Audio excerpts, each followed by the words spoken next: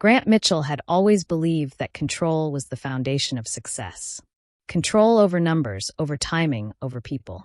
For years, his life was a sequence of scheduled meetings, polished negotiations, and flawless decisions.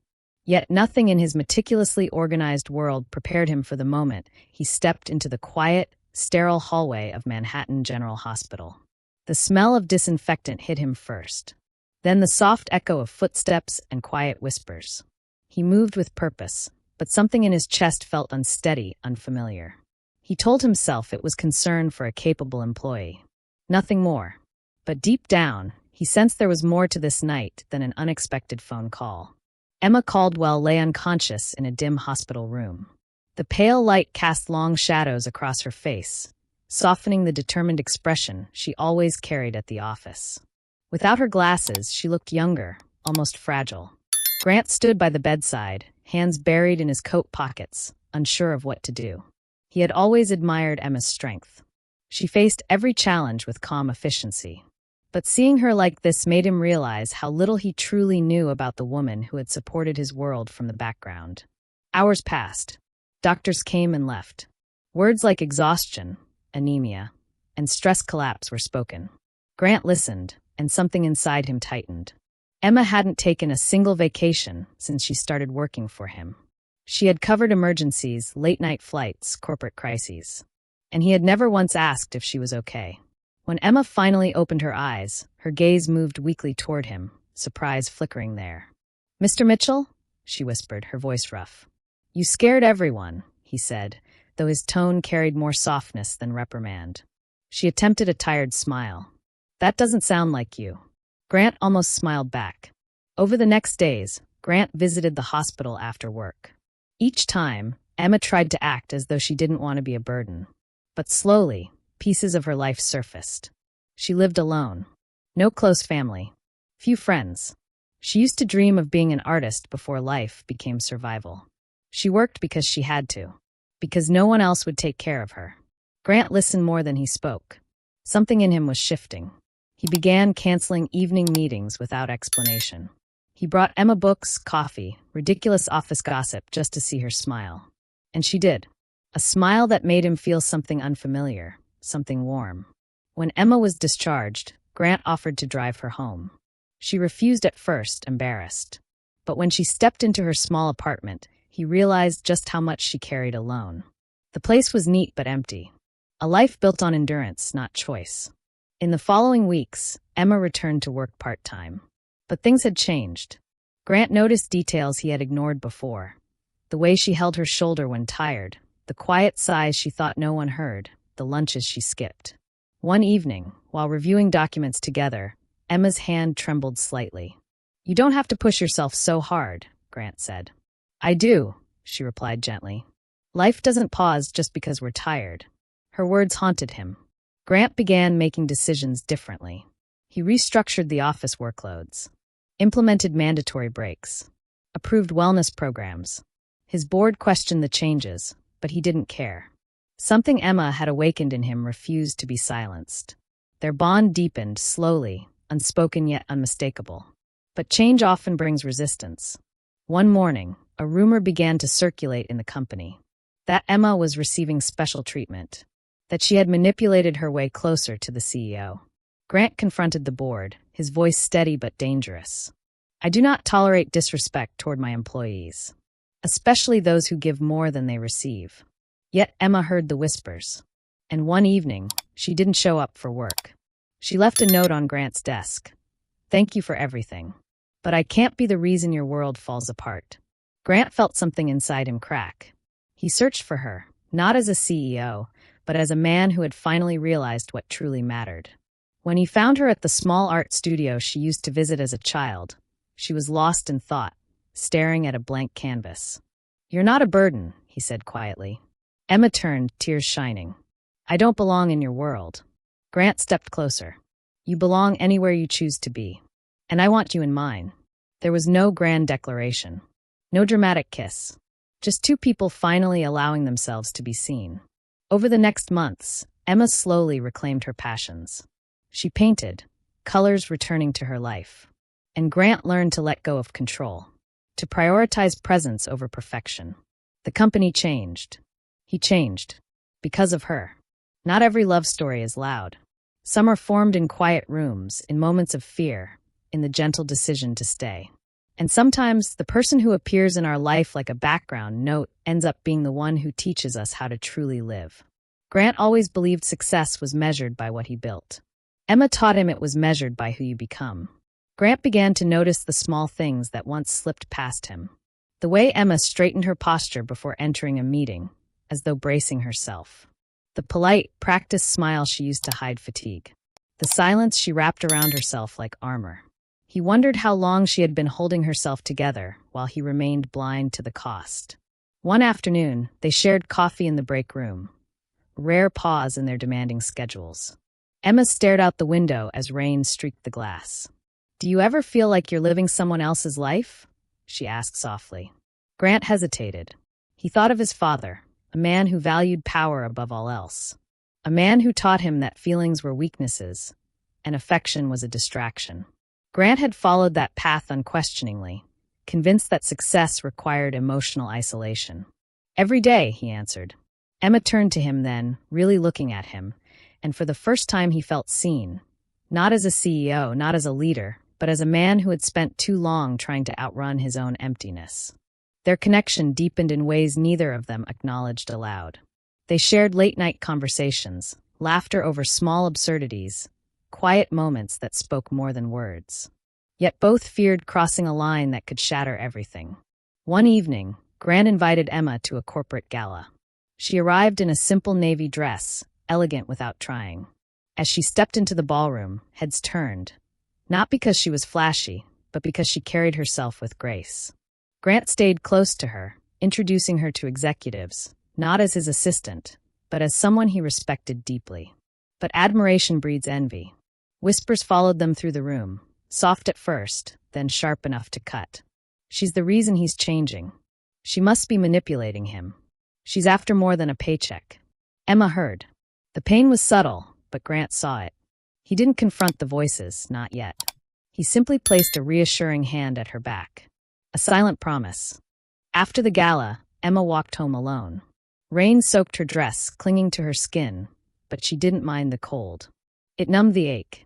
She stopped at the entrance of her apartment building, breath trembling. She had built her life on independence, on never needing anyone. And now she feared needing him too much. Inside her apartment, she sat in the dark for a long time. She remembered being a child, standing in front of a canvas, colors swirling in her imagination.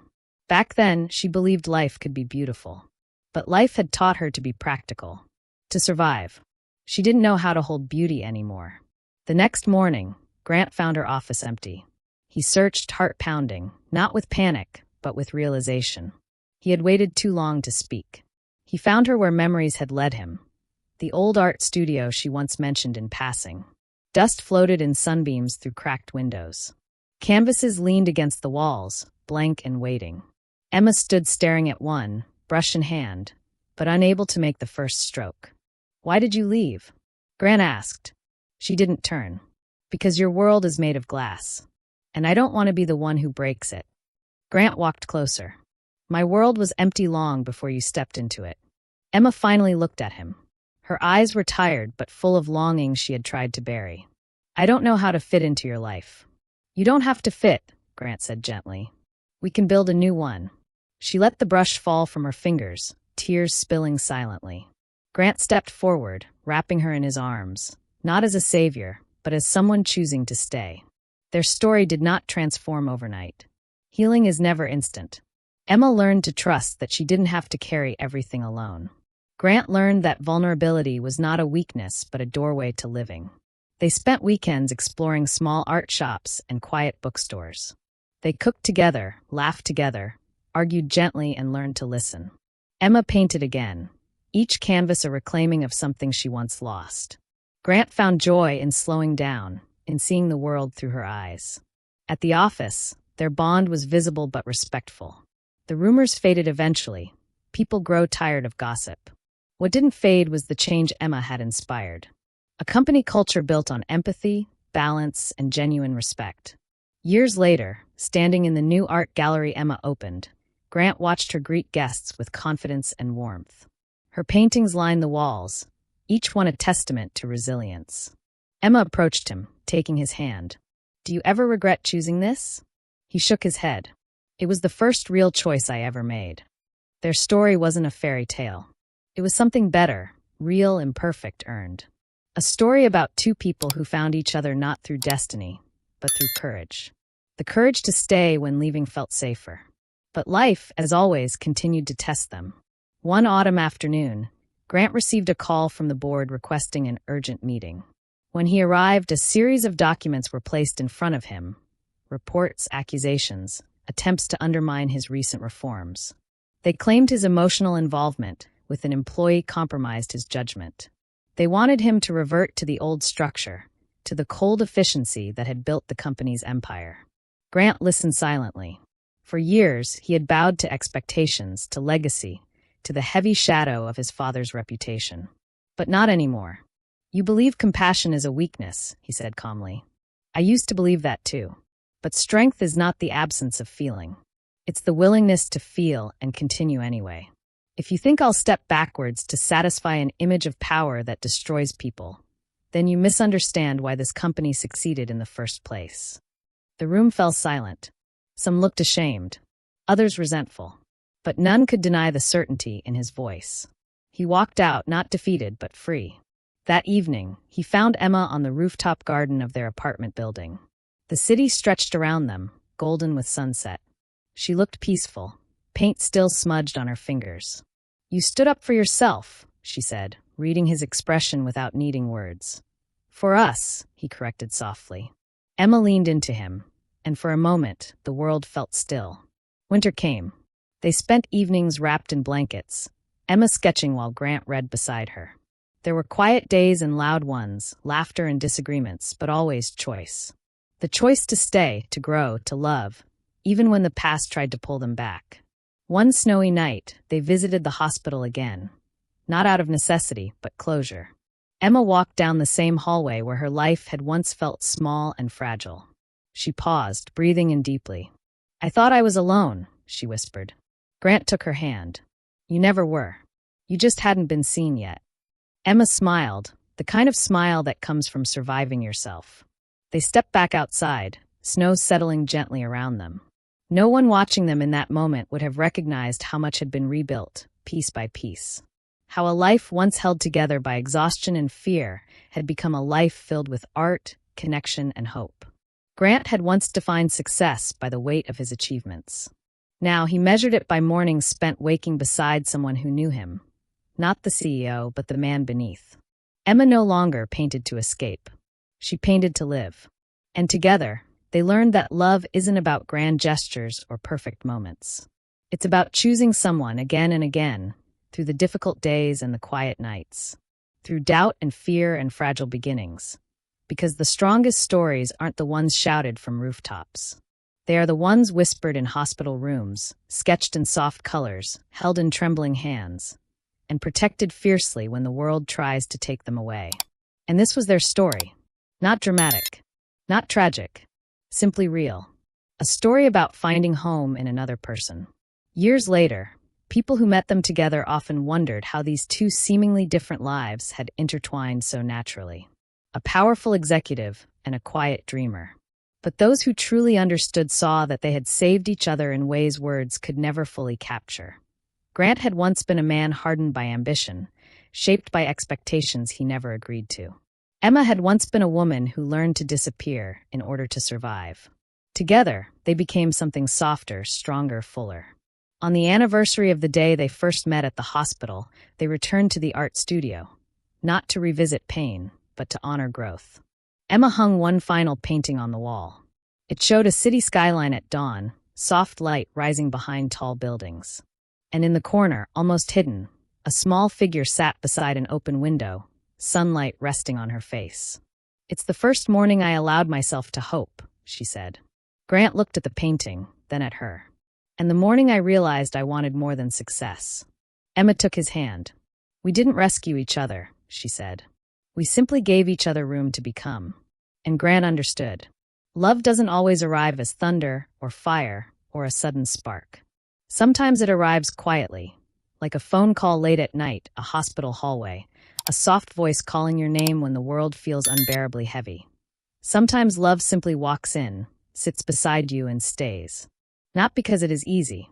And in that simple truth, they found a life worth living. A life built not on perfection, but on presence. Not on fear, but on together.